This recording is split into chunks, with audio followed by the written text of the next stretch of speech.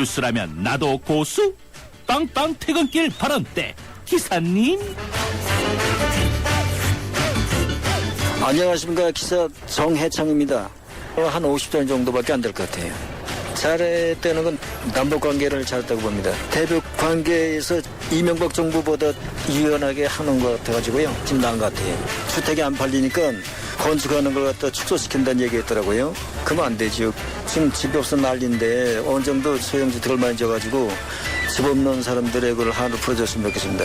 대통령께서 야당 대표 만나가지고 국정 현안을 풀면 잘 풀릴 것 같은데 지금까지도 계속 강경적으로 나오고. 네, 뉴스 정면 승부 3라운드입니다. 오늘 기사님 발언 때는요. 박근혜 정부 6개월 당신의 점수는 얼마입니까? 이런 것과 관련돼서 정해찬 기사님의 의견을 들어봤습니다. 감사합니다.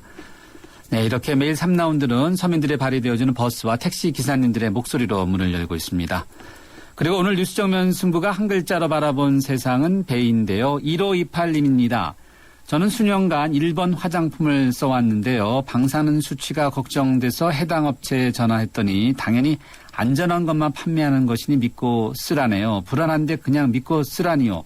마치 이제 제가 이 제품을 구입하지 않아도 상관없다는 듯이 말하더군요. 이런 걸 보고 배부른 기업이라고 하는 거죠. 소비자 입장에서는 답답하고 화가 납니다.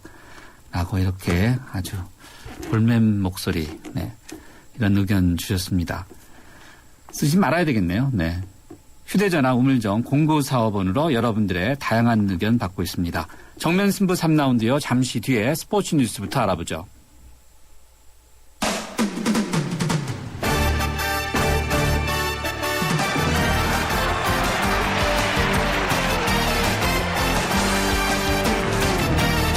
네, 스포츠 소식 알아보겠습니다. 스포츠 경향의 김은진 기자 연결되어 있습니다. 김 기자 안녕하세요. 네, 안녕하세요. 박지성 선수 오늘 신문에서도 보면 아주 크게 많이들 다루지 않았습니까? 박지성 선수 너무 우리 호프죠, 호프. 예. 네. 소식 좀 전해주세요. 네. 이적 소식부터 화제가 됐었지만 가서 너무 잘하고 있습니다. 어제 새벽에 네덜란드 1부 리그 아인토벤과 헤라클레스의 4라운드 경기가 있었는데요. 박지성 선수가 아인토벤으로 이적을 한 이후에 팀 복귀전은 치렀습니다. 지난번에 AC 밀란하고 이 챔피언스리그 플레이오프전이었는데요. 이 네덜란드 프로 리그 자체에 복귀한 건 어제 경기가 이제 복귀전입니다. 박지성 선수 후반 21분에 교체 선수로 출전했는데요.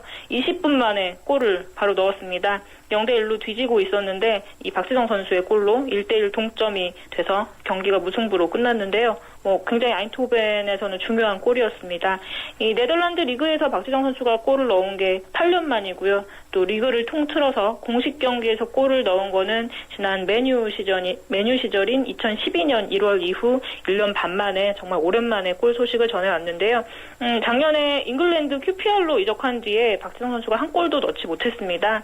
더구나 이제 감독이 교체된 뒤에는 출전 기회도 얻지 못한 이유 중에 하나가 바로 그거였는데 이렇게 뛰면 잘 뛰는 선수를 도대체 QPR은 왜 그랬는가, 레드넥 감독은 왜 그랬는가 이런 얘기가 지금 박지성 선수가 아인토벤 간 이후에 계속 그런 얘기가 우리나라 쪽에서는 나올 수밖에 없도록 박지성 선수가 워낙 잘하고 있는데요. 이제 29일에 AC 밀란과 또 플레이오프 2차전이 있습니다. 여기에 아마 출전하기 위해서 어제 경기에 교체 출전을 한 것 같은데요. 아무튼 복귀하자마자 굉장히 확실한 효과를 보여주고 있습니다. 네, 아주 기분 좋은 소식이에요. 네. 그리고 박지성 선수의 후계자 이렇게 많이 불리고 있는 선수죠. 김보경 선수. 네. 김보경 선수도 잉글랜드 프리미어 리그에서 아주 잘했다면서요? 네, 이 선수는 카디프 시티에서 뛰고 있는데 별명이 제2의 박지성인데 오늘 또 따라서 굉장히 활약을 했습니다. 프리미어리그 2라운드 경기였는데요. 이 맨체스터 시티와 경기가 있었는데 김보경 선수가 골을 넣은 건 아니지만 이 동점골을 만드는데 중요한 역할을 했습니다. 0대1로 뒤진 후반 14분에 이 김보경 선수가 크로스를 올려주면서 이 캠벨, 이 팀 주축 선수인 캠벨이 슈팅을 했는데요. 이 골이 튕겨 나와서 다른 선수가 슈팅으로 다시 연결해서 득점을 했는데 캠벨의 슈팅이 들어갔으면 김보경 선수가 어시스트가 됐겠지만 어시스트는 안 됐는데 어쨌든 중요한 그 연결 고리를 만들어줬습니다. 그래서 1대1 동점이 됐고 이후에 팀이 3대2로 승리를 했는데 지금 김보경 선수의 활약이 더욱 주목받는 이유는 이 카디프 시티가 지난 시즌까지는 2부 리그에 있던 팀입니다. 그동안에 계속 2부 리그에서 4부 리그를 왔다 갔다 하다가 올해 처음으로 1부 리그 승격이 됐는데요. 그래서 오늘 승리가 이 카디프 시티의 창단 첫 1부 리그 승리입니다. 더구나 상대가 지지난 시즌 프리미어리그 우승팀이었던 강팀, 올해도 우승 후보인데요. 맨체스터 시티였기 때문에 더욱 승리가 의미가 있고 현재 언론도 뭐 김보경 선수한테 굉장히 높은 평점을 주면서 호평을 하고 있고요. 특히 이 선수한테 칭찬을 받는 선수가 굉장히 드문데 이 메뉴 선수 리오 퍼디낸드가 트위터를 통해서 오늘 이 경기를 보고 있었는지 이 경기를 보면서 김보경 선수를 그렇게 트위터에서 칭찬을 해서 국내에서 또 화제가 되고 있습니다. 네, 그렇군요. 네, 오늘 스포츠 소식 여기까지 듣고요. 오늘 축구 소식만 주로 들었는데 네. 내일은 야구 소식 좀 집중적으로 들어보자. 네, 고맙습니다. 감사합니다. 네, 스포츠 경영의 김은진 기자였습니다. 교통 상황 알아보죠. 김정윤 캐스터. 네, 보다 정확한 교통정보를 알려주는 뉴스 정면 승부 교통정보입니다. 올림픽대로 하남 쪽으로 동호대교 진안지점 1차로에 있었던 고장차 처리는 모두 마무리가 됐는데요. 한강대교부터 동호대교까지 주춤하고요. 공항 쪽으로는 성수대교에서 동작대교, 한강대교에서 가양대교 쪽으로 정체 서행입니다. 강변북로 구리 쪽으로는 마포대교에서 영동대교 쪽으로 전 시간에 비해서 조금 더 길게 밀리고 있고요. 일산 쪽으로도 한남대교부터 성산대교 쪽으로 시속 30km 미만으로 이동합니다. 내부순환로 성수동 쪽으로는 사고 구간이 있는데요. 홍제램프와 홍은램프 중간 지점 1차로에서 승용차 추돌 사고가 발생했습니다. 이 때문에 성산램프부터 시속 20km 미만 정체를 보입니다. 청담대교 다리 위에도 사고입니다. 남단에서 북단 쪽이고요. 남단을 조금 지난 지점 1차로에서 추돌 사고 때문에 뒤쪽으로 이어지는 분당 수서로 탄천 부근부터 차량 밀리기 시작하는데 분당 수서로는 복정에서 수서 사이로도 짧은 구간에서 서행입니다. 보다 정확한 교통정보를 알려주는 뉴스 정면 승부 교통정보였습니다.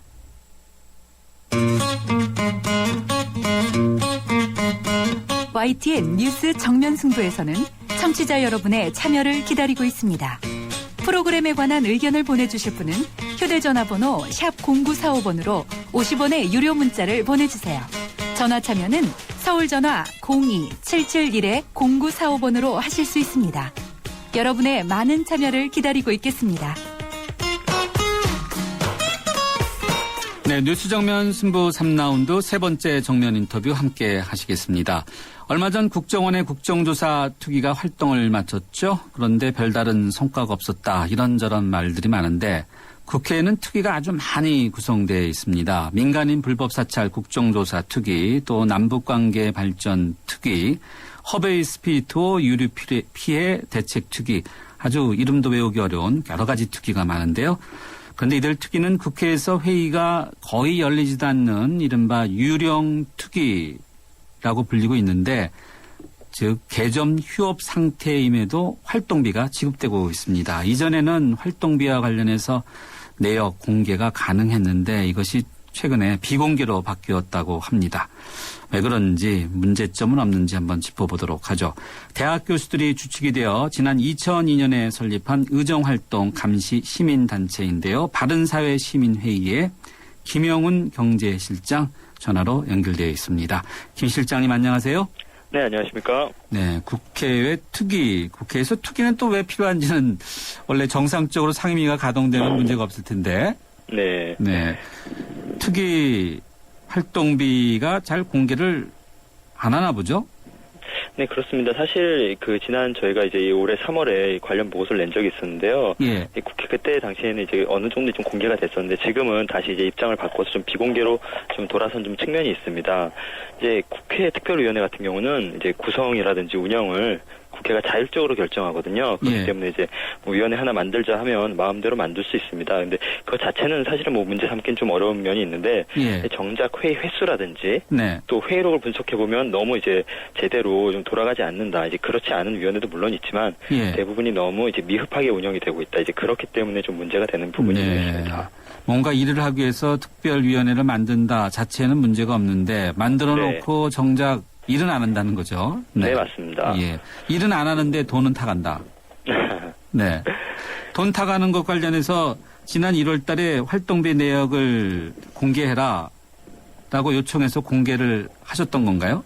네, 맞습니다. 이제 그때 당시도 저희가 이제 좀 이런 문제점을 좀 인식을 하고 예. 사무처에 이제 정보공개 청구를 했었는데요. 예. 그 당시에도 저희가 원했던 것은 이제 단순히 국회 특별위원회 활동에 관련된 어떤 위원장에게 지급되는 돈이 아니고요. 예. 이 관련돼서 그럼 이 규정은 어떤 것이 있는지, 이 규정에 예. 따라서 세부적으로 어떤 항목들이 있는지를 모두 좀 요구를 했었습니다. 1월에는 그러면은 특기 전부를 다 공개했던 건가요? 아니면 어떤? 그렇습니다. 이제 그때 당시 공개됐던 내용은 이제 아마 한 두 가지 정도인데요. 예. 한 가지는 이제 그 당시는 이제 2012년 12월 31일을 기준으로 당시 운영되고 있던 8개 특별위원회에 지급된 비용을 좀 공개를 좀 했었습니다. 그것이 이제 8개 위원회에 총 2억 원이 지급이 됐었거든요. 아, 그래요? 네, 그렇습니다. 8개 특기에 2억 원. 이 절차는 어떻습니까? 복잡했나요? 1월 달에는? 이 절차 자체는 그렇게 어렵지 않습니다. 왜냐하면 이제 이 금액 같은 경우도 아까 말씀드린 것처럼 지금 특별위원회 활동비가 이제 매월 600만 원을 지급하는데 저희는 이제 그런 규정을 알고 싶었던 건데 그런 부분을 공개한 게 아니고요. 예. 그냥 8개 위원회에 5개월 동안 한 2억 원 정도가 지급됐다. 이것만 이제 공개를 했었기 때문에 역으로 계산을 하면 한 달에 한 600만 원 정도가 지급된다라고 저희가 이제 추측을 한 겁니다. 정확한 규정이 아니라. 역산을 한 거네, 그러니까요. 맞습니다. 네, 꼭 한 달에 얼마나 쓰는 건 아니고. 네, 그렇게 이제 거의 맞아 떨어지는데 정확히 공개를 안 하는 거죠. 네. 자, 그런데 이것이 최근 비공개로 바뀌었습니까? 네, 맞습니다. 왜 그렇죠? 이제 아마 그 부분은 충분히 제가 좀 그 내부적으로는 이해할 것 같은데 아무래도 이제 공개를 하다 보면 자꾸 논란이 확산되는 부분이 있거든요. 네. 근데 이 굉장히 국회에서 좀 잘못 생각하시는 부분이 있습니다. 사실은 이 부분 같은 경우는 오히려 이제 공개를 하고 그리고 그 다음에 이제 잘못 운영되고 있는 부분을 개선을 해야 되는데 개선을 할 생각이 없기 때문에 결국 공개를 안 하는 것이 본인들에게 더 유리할 거라는 좀 그런 정무적인 판단을 했다고 좀 보여집니다. 활동비, 활동하라고 주는 돈이죠? 맞습니다. 뭔가 일을 하라는 거죠. 그러니까 특이면 특이 활동비면은. 네. 주로 그러면 어떤 데 씁니까? 뭐 자료를 조사하는 데 쓰는가요? 아니면은?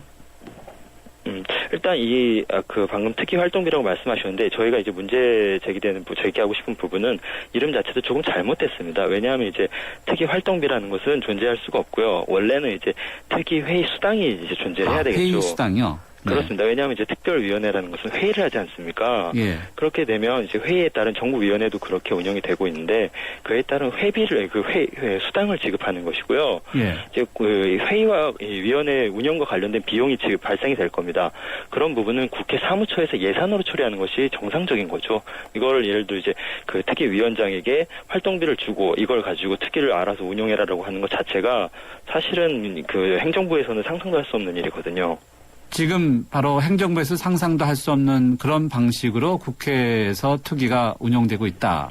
그렇습니다. 본인들의 이제 국정감사 기관은 이제 피감 기관인 행정부를 상대로 이제 국감을 하지 않습니까? 그때도 지적되는 부분이 아마 이런 걸 겁니다. 왜 예산에 정해진 목적대로 쓰지 않느냐? 왜 편법적으로 운영하냐? 그런 부분을 지적을 할 텐데 똑같은 내용이 지금 본인들이 아마 하고 있는 그런 좀 부분이 있습니다. 네. 지난 1월에 8개 특위 2억 원 정도 내역을 이제 공개했는데 그 내역에 구체적으로 어디 썼다 이런 게 나와 있나요? 활동비 그렇지는 않습니다. 이제 그 8개 위원회에 각각 한 2천만 원씩 다 해서 한 2억 원 정도다. 이제 요 정도지 구체적으로 이제 어떻게 써였다라든지 어떤 규정이 있다라는 것은 전혀 이제 공개를 좀 하지 않았습니다. 아, 그래요? 네. 네. 그러면은 뭐 영수증 처리를 하는지 또는 뭐 재정 이런 활동비 내역에 관해서 뭐 감사를 하는지 이런 것도 모르겠네요. 그렇습니다. 당시 이제 저희 쪽에서 이제 그 아무래도 좀 그래도 확인을 해야 되기 때문에 특위위원장실과 몇 군데 전화를 좀 해봤었는데요. 네. 이제 그때도 아마 좀 해명은 비슷했습니다. 이걸 뭐 본인들이 다 쓰는 건 아니고 회의에 참석한 위원들한테도 좀 주고 뭐 관련 경비로도 쓴다라고 했는데 사실은 그게 문제입니다. 그걸 본인들이 자의적으로 기준을 정해서 그 비용을 쓰는 것이 아니라 정해진 규정에 따라서 써야 되는 것이 사실은 정부라든지 국회에서 해야 할 일이거든요. 그렇기 때문에 그거에 대해서 문제의식을 갖고 있지 않는 것 자체도 조금 문제라고 좀 생각됩니다. 네. 좀 문제가 아니라 많이 문제인 것 같은데. 예, 네. 자, 뭐 특위는 구성되어 있고 또 활동비도 지급된 것으로 밝혀졌던 것 중에 하나라고 좀 보여지는데 민간인 불법 사찰 조사 특위 있죠? 네. 이것도 활동은 안 하고 있는 거죠? 그렇습니다. 이제 특기 같은 경우는 사실은 이제 기한이 정해져 있습니다. 그래서 기한이 종료가 되거나 아니면 이제 본회의에서 의결을 하게 되면 그걸로 이제 기한이 종료되는데요. 이 특기 같은 경우는 처음에 이제 정할 때 기한을 특별히 이제 그러니까 작년에 저희가 조사할 때는 대부분 12월 연말로 이제 활동 기한을 정해놨었는데 이 위원회는 그렇게 정하지 않았기 때문에 지금 계속 이어지고 있는 겁니다. 네. 별다른 활동도 없는데요. 그래도 이제 본인들한테는 이제 뭐 좋은 부분이 분명히 있을 겁니다. 신재철 의원은 위원장이신 거죠, 특기에? 네, 맞습니다. 월 600만 원 활동비를 타갔다 이런 보도도 있네요. 네. 이제 그 정도 금액을 이제 지급받고 있기 때문에 사실은 본인들 입장에서는 사실 규정이 그렇게 되어 있기 때문에 굉장히 억울할 수도 있지만 이제 그건 거꾸로 국회 규정을 빨리 바꿔야 되는 부분이 있거든요. 아까 말씀드린 것처럼 다른 정부라든지 다른 기관과 형평성을 맞추는 차원에서도 그렇고 그리고 지금 국민들이 잘 이해를 못하지 않습니까? 어떤 결과물을 내놔야 되는데 지금 작년 같은 경우 한 2개 위원회 같은 경우를 저희가 한번 확인을 해보니까 회의를 사실상 단 한 차례도 하지 않았거든요. 제 사실상이라고 말씀드린 거는 첫 번째 회의 같은 경우는 위원장과 여야 간사를 선임하는 회의입니다. 그 외에는 아무런 논의도 되어 있지 않거든요. 그런 회의를 하는 것 자체도 회의라고 치면 그런 한 차례 회의한 것이 한 2군데 정도 됩니다. 그렇기 때문에 굉장히 미흡한 거죠. 그리고 이제 특기를 했으면 사실은 결과물을 내놔야 되거든요. 근데 결과물을 내놓지 않아도 강제하지 않습니다. 그거에 대해서. 그렇기 때문에 이제 향후 앞으로는 특기를 구성을 했으면 국회법 44조에 따라서 특기를 구성을 할 수는 있습니다. 그렇다면 결과물을 강제하거나 그리고 아니면 이제 수당 지급 방법을 지금과 같이 위원장에게 일임하는 방식이 아니라 수당 형태로 회의 참석에 따른 수당 형태로 바꾸면 본인들도 그런 이제 지금 여론에서 받고 있는 비판을 피해갈 수 있고 그것이 바로 정상적인 방법이거든요. 좀 그렇게 좀 바꿔야 될 것 같습니다. 네, 지금 이제 강제할 수 없다 여러 가지 문제점도 지적해 주셨고 또 해법도 한꺼번에 말씀해 주셨네요. 그러니까 네. 가능성 있습니까? 바뀔 가능성? 사실은 저는 굉장히 안타까운 것이 국회 사무처의 그런 어떤 태도가 약간 좀 이제 안타까운데요. 왜냐하면 이제 국회의원이 지금 국회 사무처에서 지금 가만히 보면 정보를 공개하는 기준이 조금 저희들하고 다른 것 같습니다. 예를 들어 이제 국회 사무처 같은 경우는 정보를 공개하는 기준이 국회의원들에게 유리하냐 혹은 불리하냐를 기준으로 지금 자꾸 공개를 한다는 좀 느낌을 받고 있거든요. 사실은 국회 같은 경우도 정보 공개를 할 때는 정보 공개법과 그리고 상식에 맞춰서 좀 공개를 해야 되는데 왜 지금 이 사항을 당연히 공개해야 되는 사항을 제대로 공개를 하지 않았고 과거에는 지금은 아예 비공개로 돌아섰는지 저는 좀 이해하기가 좀 힘듭니다. 예, 알겠습니다. 국회는 국민을 상대로 유리한지 불리한지 생각을 했는데 국회의원을 상대로 하는 듯하다고 지금 설명을 해 주시는 거네 그러니까. 네, 맞습니다. 예, 알겠습니다. 오늘 말씀 여기까지 듣겠습니다. 감사합니다. 네, 감사합니다. 지금까지 바른사회시민회의의 김영은 경제실장이었습니다. 평생 친구해 평생 든든 평생 챙겨줘 평생 든든 가족처럼 챙겨주는 참 고마운 사람 참 고마운 사람 교보생명 FP가 찾아갑니다. 교보생명 평생 든든 서비스. 소기업 사장님들, 골목상권 사장님들 노란우산 공제 가입하셨죠? 그래요. 사업하다 보면 손톱 및 가시 같은 일들이 참 많은데 그걸 쏙쏙 뽑아드리는 게 바로 노란우산 공제죠. 전문가들이 재능 기부하는 무료 법률 세무상담도 받으셨고요. 법으로 보호받아 안심할 수 있는 노란우산 공제. 소기업 소상공인이 행복한 대한민국을 만들겠습니다. 참 고마운 동행 노란우산 공제. 이 캠페인은 중소기업 중앙회와 함께합니다. 4624 4520 아이들에게 처음 구구단을 외우게 할 땐 마음이 찡합니다. 이제 치열한 공부의 세계로 들어가는 것 같아 어른으로서 미안함을 느끼죠. 그런데 정작 아이들은 즐거워하는 경우가 많습니다. 이런 생각이 들어요. 우리가 모르는 공부의 즐거움을 아이들은 알고 있다는 생각. 그 즐거움이 중학교, 고등학교까지 계속될 수 있게 하는 것이 우리 어른들이 해야 할 일 아닐까요? 아이들을 잘 부탁합니다. 아이들이 만들어갈 미래를 잘 부탁합니다. 이 캠페인은 공부를 안다. 대교와 함께합니다. 살아있는 뉴스 깨어있는 방송 한국의 뉴스 채널 YTN 뉴스 FM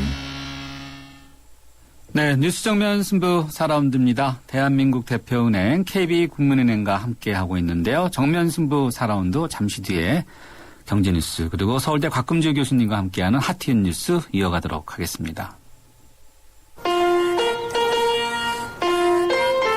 우리 딸은 누구랑 결혼할까? 엄마가 골라줘. 왜? 엄마가 아빠 잘 골랐잖아. 우리 딸 결혼할 때 난 몇 살이지? 인생의 무게가 느껴질 때 동바제 프로밀라이프. 왜 그랬어요? 최신 LTE-F는 사드렸는데 왜 그러세요? 넌 나에게 3G도 줬어. 100% LTE가 있는데도 말이야. 이럴 수가. 3G 섞인 LTE. 3G 전환 없는 100% LTE로 완벽하게. LTE도 U+가 진리. LTE 지원 단말 기준.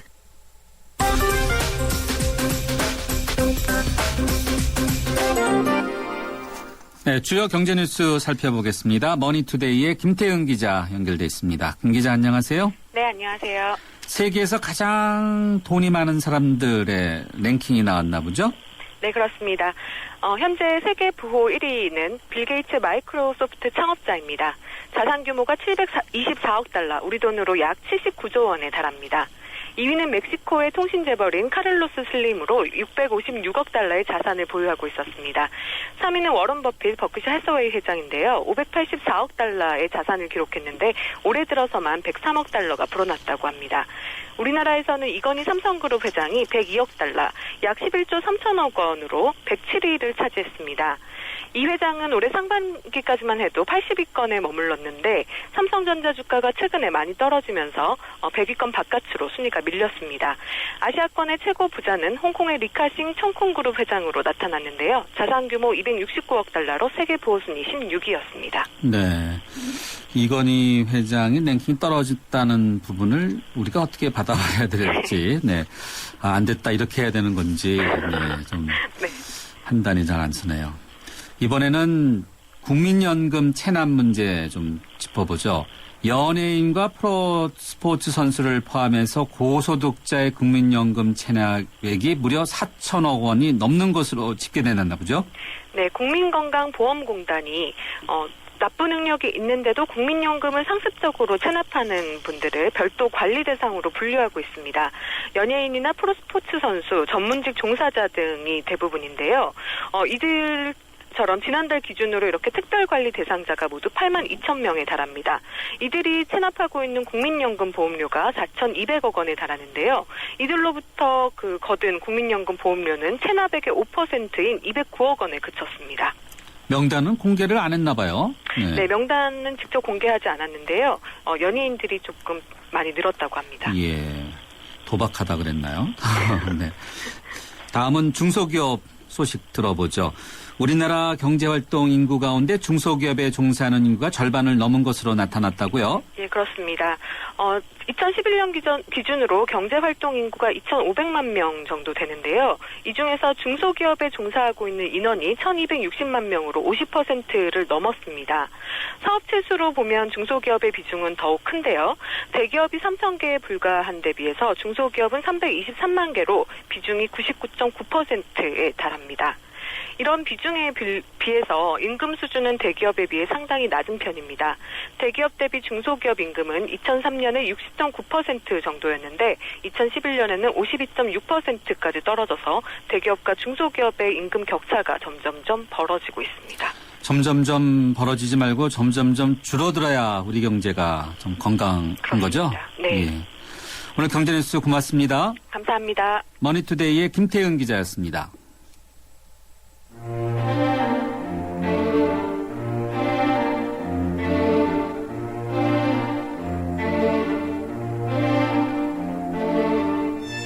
곽금주 교수의 핫히트 뉴스.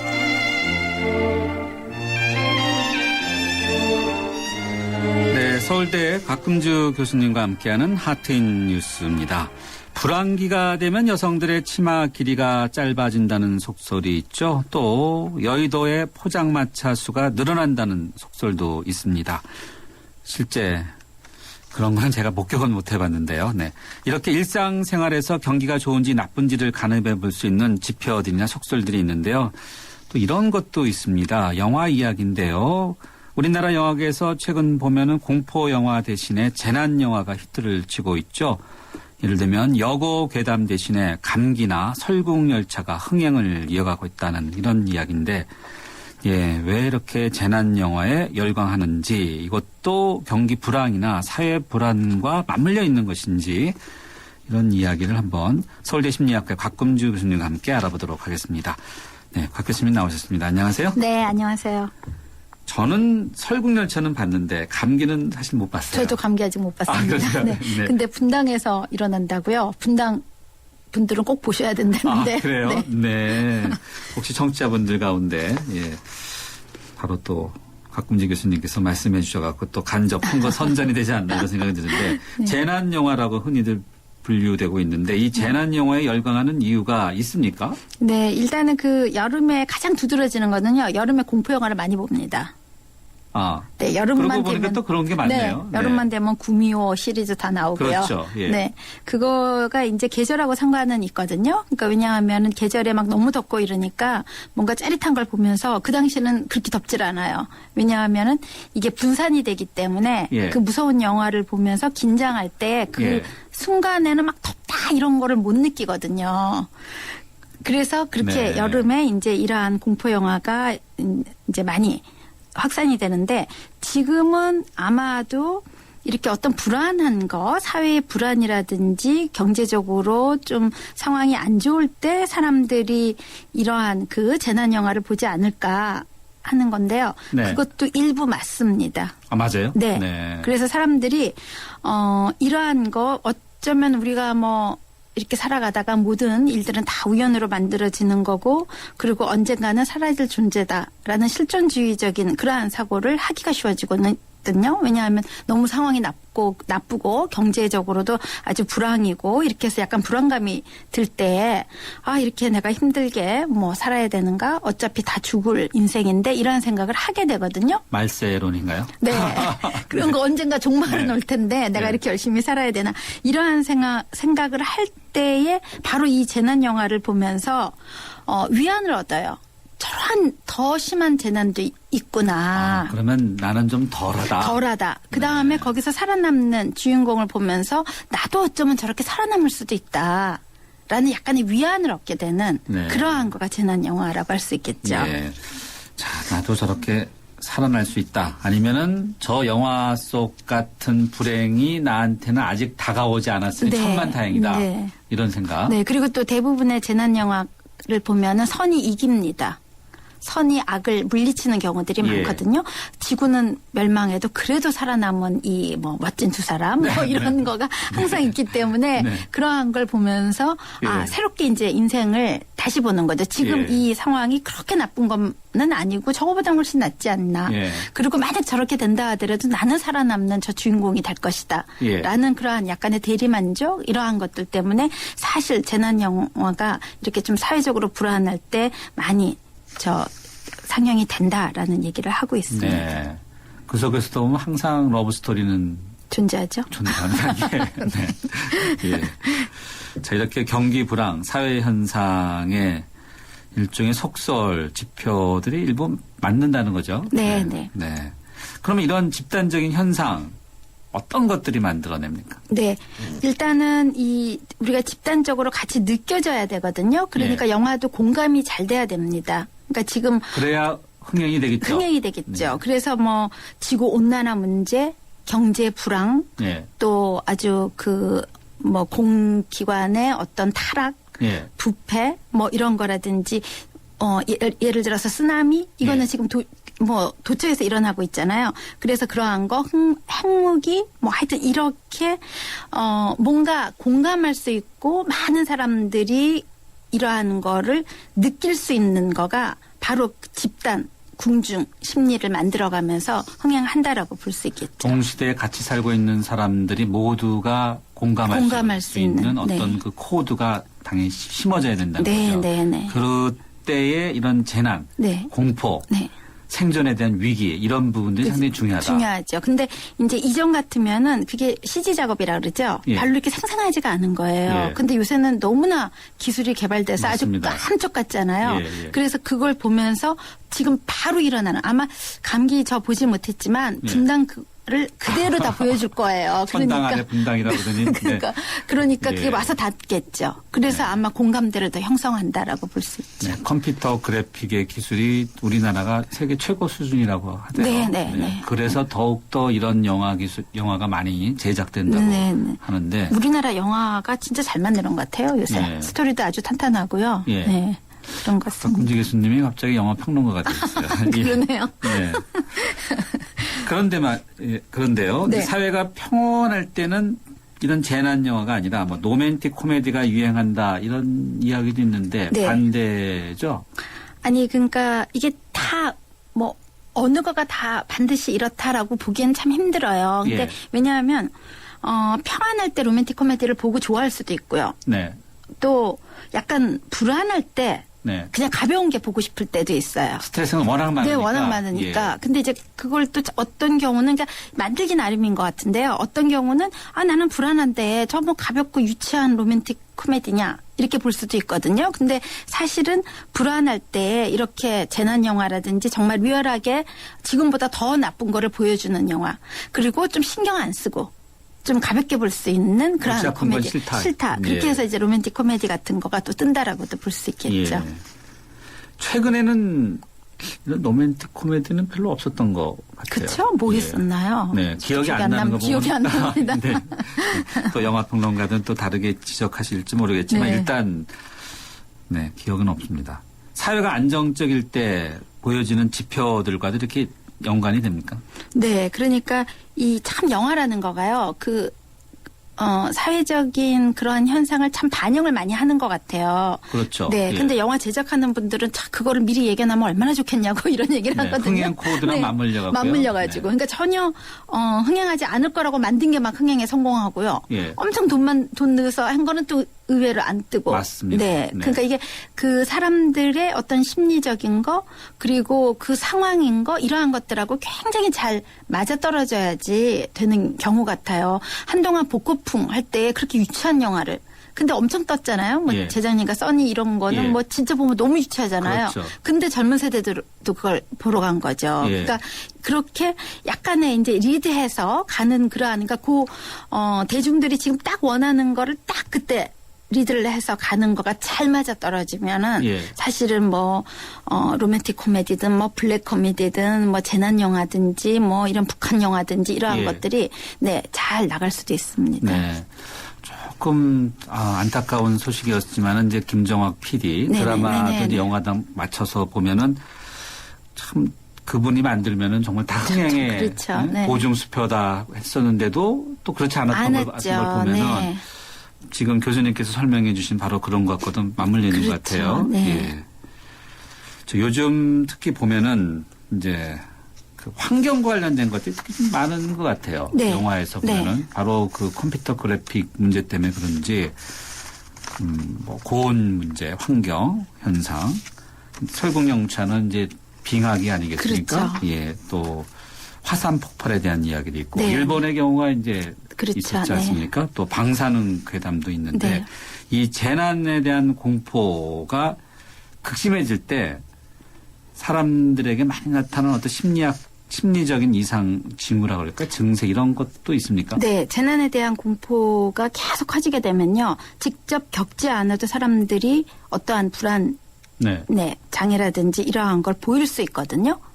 그러니까 이전에 우리 왜 상풍 백화점 무너졌잖아요. 예, 예. 그 확 무너지는 거를 그대로 TV에서 방영해서 내보냈어요. 예. 막 그 실시간으로 막 네. 이렇게 무너졌다 하는 네. 거를 막 확 해서 다 하는 거를 보여줬는데 그거를 TV에서 보기만 했던 그런 그 중학생들이 외상후 스트레스 장애가 생겼거든요. 그래요? 네. 보기만 봤는데 아주 멀리 있는 그러한 학생들인데도 그러니까 그러한 거가 결국 그거가 그냥 나오는 거 이런 것만 봐도 그렇기 때문에 계속 재난에 대해서 일어날 것 같다.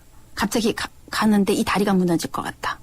뭐 차들이 완전히 막 부닥칠 것 같다. 막 이런 걸 하면 얼마나 불안하겠어요? 예, 예. 그러니까 그러한 것들을 자꾸 상상하게 되는 거가 사실은 이상 증세를 가져오는데 우리가 조금 불안해지다가 말아요. 조금 뭐 불안하게 생각했다가 처음에 막 그런 일 터지면은 뭐 우리도 뭐 무슨 일 생기는 거 아니야, 우리도 지진 일어나는 거 아니야 막 생각하다가 또 잊어버리잖아요. 그렇죠. 그래서 네. 어떤 때는 그 위험에 대해서 너무 둔감하게 살아가잖아요. 일상의 무게가 워낙 무거우면은 거기에 묻혀버리는 거죠. 거죠. 그게 일반적인 사람들이거든요. 예. 근데 사실은 이 재난 공포만 계속 생각하거나 계속 그러한 정보에 접하게 되면은 사실은 이상 증세가 있을 수도 있죠. 네. 사람마다 조금씩 받아들이는 것은 다를 것 같은데 네. 이제 지구 종말 아주 뭐 이런 것은 심심찮게 나오는 코드 아니겠습니까? 네네. 예전에는 뭐 노스트라다무스의 뭐 이런 등등 이야기도 많았는데 네. 최근에도 보면은 비슷한 현상들이 있지 않나 생각이 들어요. 네. 그러니까 그 가장 우리가 근데 지나갔죠. 2012년. 예. 네. 지구 밀레니엄 네. 때도 있었죠. 네. 예. 근데 지나갔나 이러고 그 의식도 못했어요. 그렇습니다. 예. 지나고 나니까 지나갔더라고요. 그렇죠. 네. 예. 근데 아마도 이제 그걸 계속 생각하고 했으면 굉장히 불안할 수 있겠는데요. 이러한 재난 그러한 그 공포가 항상 다 있었어요. 그러니까 뭐 최근에도 네 항상 그러니까 있지만 수백 년 전에도 있었고 수백 년 전에도 있었고요. 뭐 2차 네. 세계대전 때만 하더라도 그때 그 뭐 돌연변이 괴물에 대한 그러한 거를 의식을 하면서 그게 뭐 영화 주제도 되기도 했고요. 네. 그다음에 프랑켄슈타인 그래서 한동안 예. 엄청나게 그렇죠. 나왔잖아요. 그것도 엄청 그 무서운 그러한 그 공포에 대한 거에서부터 비롯됐다라고 볼 수 있겠고요. 그다음에 심지어는 이 과학이 너무나 발달함으로 인해서 오는 두려움.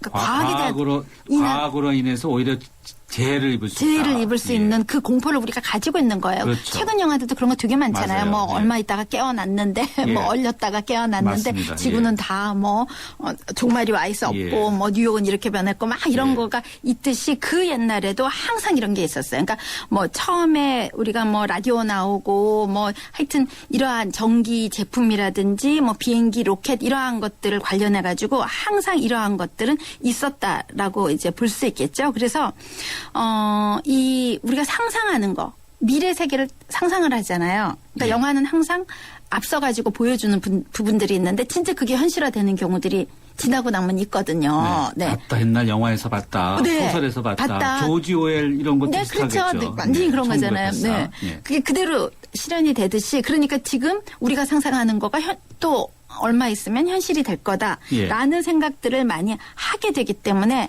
이 재앙 이러한 거에 대해서 두려워하는 거 이런 재난 공포는 이전이나 지금이나 계속 있고 미래에도 있겠죠. 네. 그러면은 뭐 걱정하지 말고 살아도 되는 거죠. 네. 예? 오늘을 열심히 살아야 되지 않을까요? 사과나무 심으면서. 네. 네. 자, 그래도 여전히 경기 좋지 않고 불황이라고 말하시는 분들 많은데 네. 특히 이렇게 불황일 경우에 네. 어떤 이상 행동들이 눈에 띄는 게 많습니까? 뭐 어떻습니까? 네, 불황일 때 나타나는 그러한 행동들이 사실은 굉장히 많은데 일단은 뭐 경제적으로 너무나 힘이 드니까 예. 사람들의 심리가 위축돼 있기도 하고요. 그렇죠. 네, 그리고 이로 인해서 너무 위축되고 계속 그 직장에서 뭐 한직으로 밀려나고 그러다가 퇴직을 당하게 되고 막 이런 일이 갈 일어나게 곳 없는 거죠. 네, 네. 그러면은 뭐 우울증이라든지 이러한 것들은 항상 있기 마련이거든요. 그래서 예. 불안한 것 또 가족 해체. 그래서 이 불황이 왔을 때에 그 가장이 실직을 당했다. 예. 그러면 참 재밌는 그 연구가요. 우리나라에서 이루어졌던 건데요.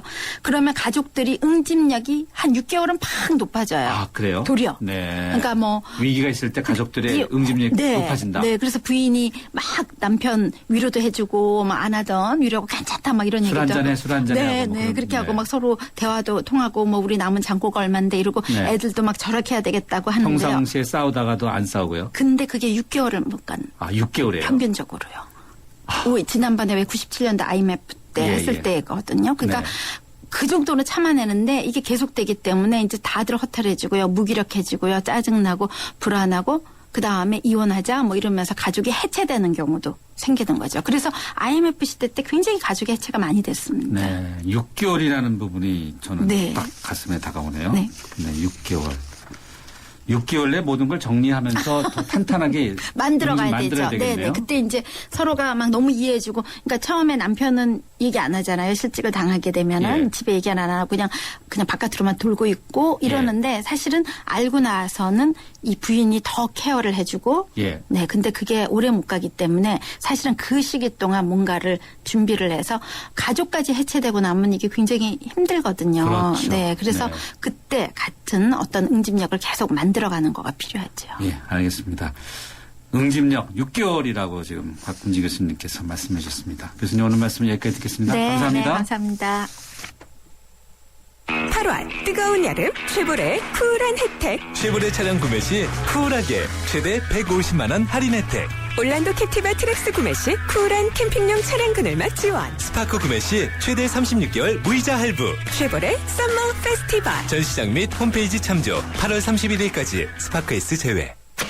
SK 이노베이션의 전공은 묻는 겁니다. 석유 안 나면 석유 수출 못해? 자원 없으면 자원 강국 안 돼? 이 질문에서 53조 수출과 16개국 자원 개발이 시작됐죠. 물음이 있는 곳에 이노베이션이 있다. SK 이노베이션.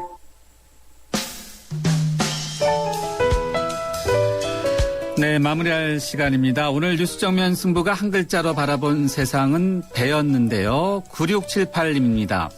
언제부터 대입 시험이 일회용이었나요? 수험생과 학부모들이 잦은 대입제도 변화에 소화를 못한 채 배앓이만 하고 있습니다.